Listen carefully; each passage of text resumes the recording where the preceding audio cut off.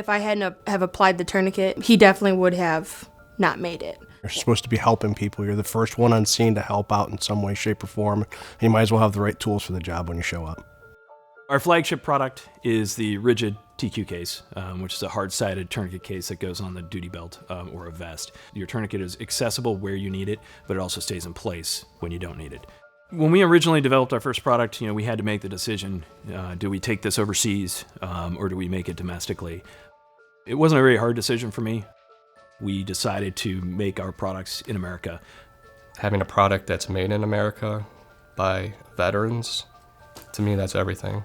The 1110 holder helps out because it stays in place. It doesn't move around. It's a solid piece of equipment. It's something you can rely on. In our profession, having something that you can rely on and not worry about it not being where it needs to be is very important. It's just one more thing that we can use to not only save our own lives or a life of a colleague, but also the life of an individual or a citizen or somebody in distress. There's 2 stages to be able to save a life. You need the proper equipment, and then you need the proper training. We saw a void locally from a training standpoint. So we started training, and we actually got approached from a local nonprofit organization to help them, and developed curriculum, figured out what we needed to teach, acquired equipment, and taught our first course. At this point, I think we've taught 70 courses, probably 300 or 400 officers in the local area. And I believe at this point, just from people we've trained, that we have right around 20 lives saved that we directly trained and equipped. I saw on our computer screen that the ambulance was going to one of the businesses. And literally, I just looked over my shoulder and I just happened to be right in front of it.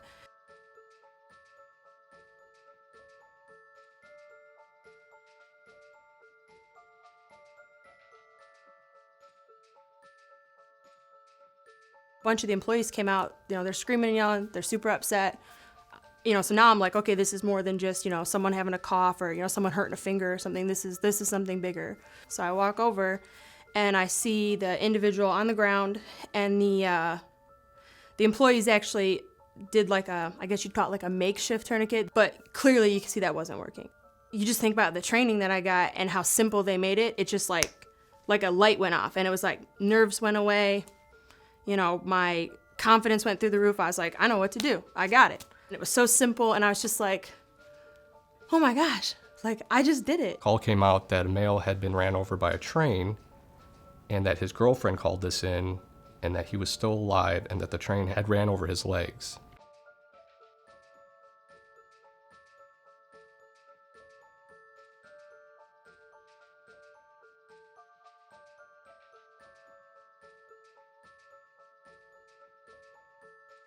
Typically, when people get ran over by trains, they don't survive. And if they do, it's not for long.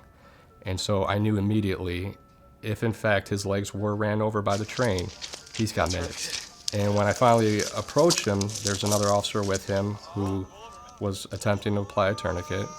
And lucky for me, I had just gone through the self-aid buddy aid class, not even probably a week. And so that training was very fresh, and I was very motivated to apply the tourniquet. The male was laying on the ground. His girlfriend was next to him, and come to find out later that this was an attempted suicide. And the train had in fact ran over both legs, however, it only severed one. I believe it was his left leg. He was bleeding profusely. Being that I had just gone through the training, the other officer on scene basically was like, take over, you're the most qualified person to handle this. It was pretty chaotic. Very stressful, and luckily everything worked out really well. They were not able to save his leg, but his other leg was badly injured, but was salvageable, and he survived. What happened was a call came, it was a squad run saying that they needed to respond over to a certain neighborhood that wasn't far from where I personally live. And they said that there was an individual that had a pretty bad cut from a circular saw on his forearm.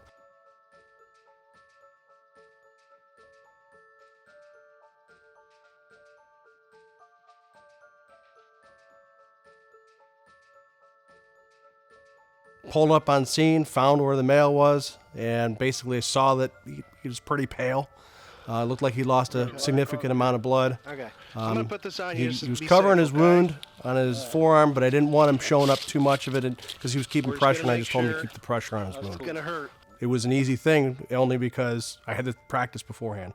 I had the training beforehand to tell me, hey, this is how it's going to be, and we're going to put you in a rougher situation where there's massive things going on, flashing lights and darkness. This was in the afternoon. It was just like an easy thing.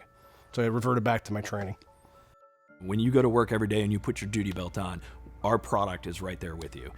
I now have that tool in my toolbox on me 24/7 to not only apply to someone else, but to myself if, God forbid, something happens and there's nobody around. It holds up well. I've gotten into scuffles with it. I've done a lot of shooting around vehicles and other things like that where it hasn't moved. It's done what it needed to do. And then when it came time to actually apply it on somebody, it worked.